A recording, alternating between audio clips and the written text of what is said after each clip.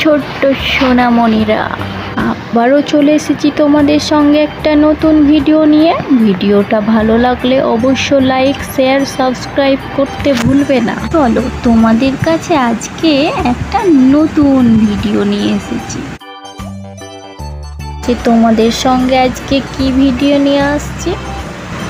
হ্যাঁ গো হ্যাঁ, গোপাল গোপাল, যাকে বলি কৃষ্ণ, রাধা কৃষ্ণ। আজকে তোমাদের সঙ্গে নিয়ে চলে এসেছি রাধা আর কৃষ্ণকে। দেখতেই পাচ্ছ গোপালের মুখটা অর্ধেকটা এঁকে নিয়েছি। ঠিক একই রকমভাবে আরও একটা মুখ এঁকে নেব, যেই মুখটা হচ্ছে রাধা, আমাদের রাধা। আমি তো এখন দেখতে পাচ্ছি না যে আমার এই ভিডিওটা কজন রাধা আর কয়েকজন কৃষ্ণ দেখছে বা গোপাল দেখছে, ছোট্ট গোপাল। তা যেই দেখুক না কেন, ভিডিওটা দেখে অবশ্য লাইক, শেয়ার, সাবস্ক্রাইব করতে ভুলবে না। রাধার মুখটা এঁকে নিলাম। ও মা, রাধা কি সুন্দর একটা কানের দুল পড়েছে, আমার তো খুব ভালো লাগছে। যদি আমি পেতাম তাহলে আমিও রাধার মতো পরে নিতাম। এবার রাধার হাত এঁকে নিচ্ছি। যে হাতটা দেখো, কৃষ্ণের আরেকটি হাতকে ধরে রয়েছে। কৃষ্ণের বাঁশি এঁকে নিলাম। কৃষ্ণর বাঁশিটা তো খুব সুন্দর।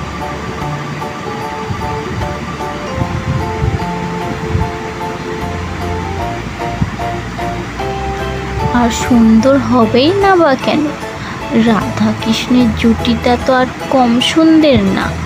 রাধা কৃষ্ণের চোখগুলো এঁকে নিলাম। এবার কৃষ্ণের বডিটা বর্ডার করে নিচ্ছি। ঠিক একইভাবে রাধারও করে নিচ্ছি। বর্ডার করে নেওয়ার পরে আমরা কৃষ্ণের চুল এঁকে নেব। দেখো, কৃষ্ণের মাথায় যেটা আছে সেটা হচ্ছে ময়ূর পালক। রাধার কাপড়ের রং করে নিচ্ছি লাল রং। এবার কৃষ্ণের জামার রং হলুদ। কৃষ্ণের চুল কালো করে নিচ্ছি। এবার রাধার চুল করে নেব।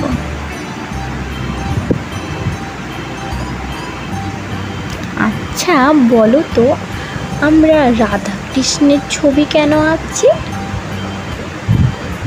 রাধা কৃষ্ণের ছবি আঁকছি কারণ জন্মাষ্টমী তো।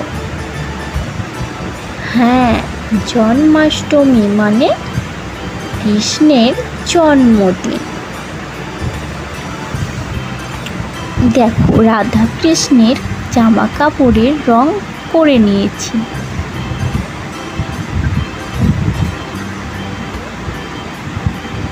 এবার কৃষ্ণের মাথায় যে পালকটা আছে সেটার রং করে নিচ্ছি। এবার কৃষ্ণের বাঁশির রং করে নিচ্ছি।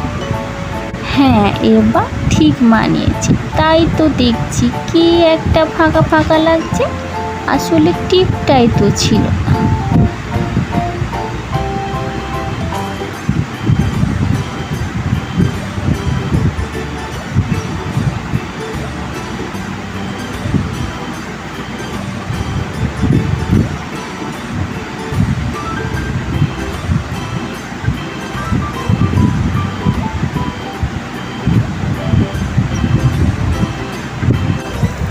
কি ছোট্ট বন্ধুরা, আমাদের এই ছোট্ট রাধা কৃষ্ণকে ভালো লেগেছে তো? তাই তো দেখছি রাধা আমাদের এত সাজতে পছন্দ করে, তাও কেন স্মৃতি টিকলিটা পড়তে ভুলে গেছে। হঠাৎ করে রাধার আমার মনে পড়ে গেছে।